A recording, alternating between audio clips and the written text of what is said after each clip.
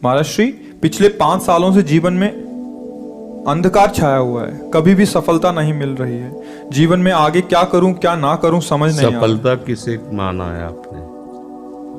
महाराज जी, श्री जी मैं पढ़ाई पूरी की और मैंने श्री जी से कहा कि मैं अब क्या करूं। उन्होंने मुझे कुछ संकेत दिए थे कि आप सरकारी में जाइए और प्रभु की सेवा करिए। फिर सफलता नहीं मिल रही उसमें एग्ज़ाम में, और अभी है। आप हमारी बात समझिए, आपको श्री जी ने संकेत किया और आप सफलता नहीं प्राप्त कर, दोनों बातें झूठी है ना, दोनों बातें झूठी हैं। आप सत्य को स्वीकार कीजिए। श्री जी के संकेत को आप जानने लगे। आप श्री जी के संकेत तो तभी जब आप उनकी मन की बात जान लेना, तो आप कितने बड़े सिद्ध हो गए। और फिर सफलता किसकी चाहते हो? प्रकृति जन्य की। आप श्री जी के संकेत को जान जाओगे तो श्री जी के प्रेम की सफलता चाहोगे, लोकवत नहीं। और ये लोक की सफलता, सुनो पहले, प्रारब्ध के अधीन है। इसकी सफलता के लिए श्री जी से प्रार्थना मत करो। हमारी बात समझना। विद्यारण्य जी एक बहुत बड़े महापुरुष हुए हैं। उन्होंने अपने माता पिता को सुखी करने के लिए, धन प्राप्ति के लिए गायत्री अनुष्ठान किया। ब्राह्मण कुल में जन्म हुआ था। एक पुरस्चरण 24 लाख गायत्री होता है। उन्होंने एक पुरस्चरण किया, 2 पुरस्चरण किया, एक बार भी कोई धन की प्राप्ति नहीं हुई। आखिरी में उन्होंने संन्यास लिया। जीव संन्यास लिया, माता गायत्री प्रकट हो गई। उनका अब इंद्रासन भी मांगो तो आपका, तो बोले अब क्या जरूरत है, अब तो वैरागी हो गया, विरक्त हो गया। माता पिता भी पधार गए उनकी सेवा के लिए, अर्थ चाहना। 23 पुरस्चरण किए और आप तब नहीं आई, तो उनका तुम्हारे अनंत जन्मों में ऐसे 24 महापाप थे जिनके कारण मैं नहीं आ पा रही थी। अब वो 23 चरण से नष्ट हुए, पुरस्चरण से, और 24वां तुमने संन्यास लिया, तो अब आप जो चाहो पर। बोले अब चाहिए ही नहीं, क्योंकि अब सन्यासी हो गए, अब तो ब्रह्म प्राप्ति के लिए। तो इससे आभास होता है कि अगर हमारा बुरा प्रारब्ध है तो हमको भोगना पड़ेगा। हम कितना भी प्रयास करें वो हमें, तो हम क्या करें इसमें जिससे हमें परम शांति हो? प्रभु के नाम का जप करते हुए उन पर दृष्टि लगाएं कि प्रारब्ध से हमारा भरण पोषण शरीर का भले, ये हमारा भरण पोषण आपसे होगा नाथ। तो वो एक ऐसे हैं जो आपके प्रारब्ध को भी मिटा देंगे। वो ऐसे शरणागत वत्सल हैं कि सब लिखा पढ़ी अलग कर देंगे। सुदामा जी को दरिद्रता का योग था। ऐसी दरिद्रता, कई कई दिन तक भिक्षा नहीं मिलती थी। ये जितने भी चरित्र हमारे लिए उदाहरण है।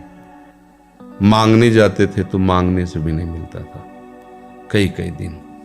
तो एक दिन उनकी पत्नी ने कहा कि हमारा आपका तो चरणामृत से भी गुजारा 2 दिन 3 दिन हो, 4 दिन हो, छोटे छोटे बच्चे तो मर जाएंगे ऐसे।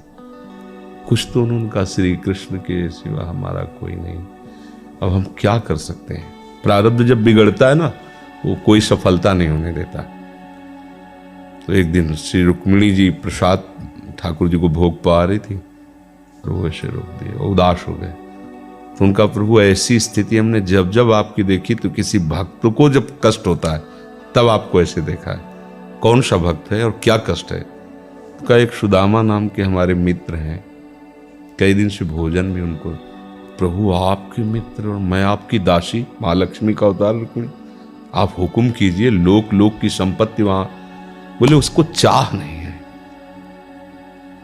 हमारे मित्र को चाह नहीं है, और चाह ना होने पर हम विवश हैं। अगर वो चाह कर ले तो सारी व्यवस्था हो जाए। बोले पैदा करो जाके चाह।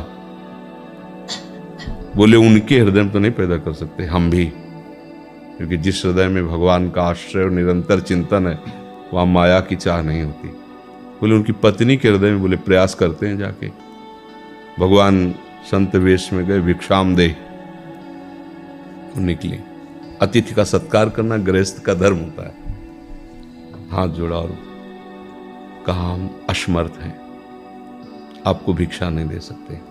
क्यों? बोले हम अपवित्र हैं, हमारे ऊपर सूतक लगा हुआ है। किस बात का सूतक? हमने एक पुत्र जन्मा है, तो ठीक है हम 10-12 दिन बाद आ जाएंगे। बोले नहीं, आजीवन अपवित्र रहेंगे। वैसा कौन सा? बोले दरिद्रता रूपी। विद्वान की पत्नी है तो ऐसे उनका दरिद्रता रूपी पुत्र का जन्म, अर्थात सीधे ये कि मैं नहीं दे सकती या देने योग्य नहीं, ऐसा न कहे। उनका मैं अपवित्र हूं। उनका दरिद्र कैसे हो सकती हो? जिनके पति के मित्र द्वारिकाधीश भगवान श्री कृष्ण है, वो दरिद्र कैसे हो सकता है? एक बार कहो ना अपने पति से। चले गए। जो सुदामा जी आए तो उन्होंने कहा कि देखो आज एक अतिथि आए थे, उनको मैं कुछ नहीं दे पाई, मुझे बहुत कष्ट है कि मेरे पुत्र और आए हुए अतिथि का भी हम स्वागत नहीं कर सकते, उनका भरण को आपके मित्र द्वारिकाधीश प्रभु श्री कृष्ण। सुदामा जी ने कहा, बोले चले जाओ ना, वो कुछ न कुछ सहयोग कर देंगे। तो बोले हम ऐसे मित्र नहीं बनाए कि वो हमारा सहयोग करे, कभी नहीं, मर जाऊंगा पर उनसे ये नहीं कहूंगा कि आप हमारा। बोले मत कहना, दर्शन के लिए तो चले जाओ, वो सुना है इतने उदार हैं कि वो जाने पर ही दे देंगे। सुदामा ने कहा दर्शन के लिए तो जा सकते हैं, बहुत दिन हो गए, ठीक है, पर मित्र के पास जाए तो कुछ लेके जाना चाहिए, मेरे पास तो कुछ नहीं है।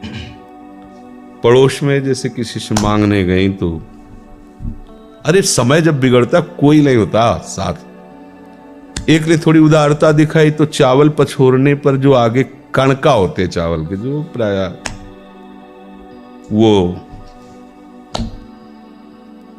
लिए सुदामा जी ने कहा हमारे प्रभु भाव के भूखे, कुछ ले जाएंगे, खाली हाथ तो नहीं है। पोट्री में सारांश में बता रहे हैं। द्वारपालों ने देखा कि हड्डी हड्डी शरीर में कई जगह से फटे